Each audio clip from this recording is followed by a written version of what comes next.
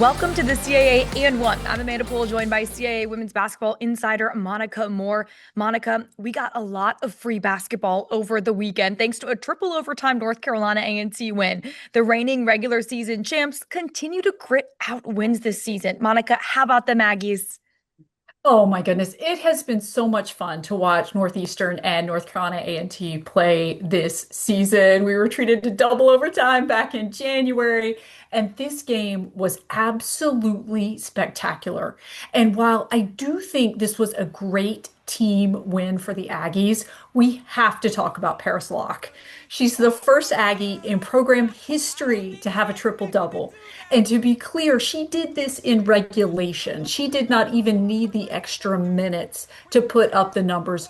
22 points, 13 assists, 12 rebounds, oh, and zero turnovers. But I think what I love the most is what she had to say after the game. To paraphrase, basically, she said something along the lines of, I trust my teammates. I trust them to make the open shots. That's why I get all of these assists. I love that mentality. I love that heart for the team. And North Carolina A&T did have five players in double digits. They did a great job protecting the basketball, not turning the ball over. They got fantastic production off the bench. Kudos to Northeastern and North Carolina A&T because they have given us two exceptionally fun matches this year. This has to give us a taste of what March will bring, too. So that makes me really excited. Now we have to take a look at Charleston, still holding steady atop the CAA standings. 13-1 after picking up an 88-78 win over Towson on Friday. And in that win, the preseason player of the year, Taryn Barbot, dropped 36 points. Nope, not a new career high, just tying her career high. And 26 of those points also coming in the second half alone. Monika, she has been unstoppable. She really has been. And we have known for a very long time that Taryn Barbot is a special player. And against Towson, this was the ninth time in her career where she has scored over 30 points. And I might be even more impressed by the fact that she went 50% from the field. She was 11 of 22. Talk about efficiency, taking the right shots and knocking them down.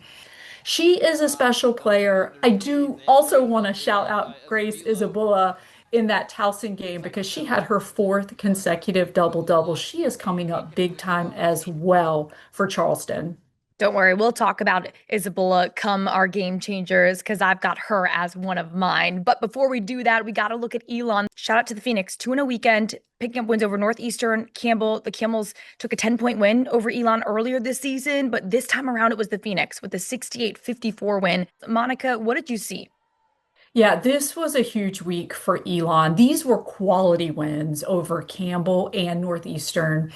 And when looking at these two games, there were three commonalities that really stood out to me that I felt like secured the wins. First of all, the offensive balance for Elon and the point production off the bench. Elon got 32 points off the bench against Campbell. They got 41 against Northeastern. Now, it certainly helps when you have Ashanti Fox and Quinziah Fulmore coming off the bench to be sure, but the depth for Elon is absolutely off the charts. Second of all, the rebounding. Elon had a plus 10 rebounding margin against Campbell, and they had a plus 7 margin against Northeastern. And finally, you mentioned the defense. The three-point defense was exceptional. Against Campbell in the second half, they only allowed one made three from the Camels. And against Northeastern, they held the Huskies to 2 of 10 in that game. Elon is a really good team who's currently sixth in the CAA rankings, but you have to look out for them every single time they take the floor. And now more to look out for as this weekend brings another powerful agenda of games to watch when it comes to these CAA standings and how things will shake out right before the tournament. And I'm looking at this matchup in Towson at Campbell, 5 o'clock tonight. I'm looking at the rookie Jasmine Navarre for my game changer. Campbell's defense has helped it win tough games this year, and Navarre leads the unit with 50 steals to her name. Her on-ball pressure will help create more opportunities for Campbell to keep up with the hot Towson offense. Yeah, you have to love Jasmine Navarre. She's been outstanding.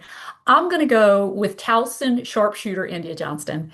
When these two teams played back on January 2nd, which I know was a lifetime ago, she led all scorers on the floor with 19 points. She's coming off of a game high against Stony Brook with 25 points in that win on Sunday. She's top five in the league in scoring. She is reliable, she's savvy, she's experienced. So I'm looking at India Johnston in that one. That'll be a fun one to tune into. Now, looking at our flow game of the week, William and Mary at College of Charleston, 7 o'clock tonight. Charleston's rebounding and 3-point shooting has helped give it an edge over the Tribe in the past. So I'm going to go with Grace Isabella, averages 12.4 rebounds per game and continues to dominate in the paint for the Cougars. She had 17 rebounds against the Tribe in their last meeting. Yeah, spoiler alert, man. She has been fantastic. We love what Grace Isabella is doing, but I'm going with Tika Salmon for William and Mary. And I'm picking a player who did not play in that January 9th meeting between these two teams where the Tribe narrowly lost by two. But she has been League Player of the Week two times this year, including 2 weeks ago after she had 25 points and 12 rebounds against Towson. She can be an absolute game changer, and I am very excited to see what she does in the flow game of the week. And now looking at Elon at Stony Brook, a Sunday matchup. Now, Stony Brook's defense is its bread and butter. We know that. Plus, the Seawolves boast the third best 3-point percentage in the league. Those two stats lead me to Diaca Beretti. She has been a force from beyond the arc and forcing turnovers for easy buckets as well. She's averaging 16.7 points per game in her last four outings. Talk about a hot streak. Well, I'm going with Quinzai Fulmore. I've already talked a little bit about this, but she is coming off of an absolutely fantastic week for the Phoenix. 10 points and 8 rebounds in only 20 minutes of play against Campbell. And then she led her team with 12 points versus Northeastern in 24 minutes of play, where she was 6 of 6 from the field. When you look at the production you're getting out of her in the minutes played, it is outstanding. She's experienced. She's another really smart basketball player who really understands big game moments. So I am looking at Quinzia Fulmore. Alrighty, well, lots to look forward to this weekend, like every weekend in CAA hoops. But make sure to follow along at CAA Basketball on Twitter and catch all the action live, of course, on Flow College. For Monica Moore, I'm Amanda Poole. See you next week.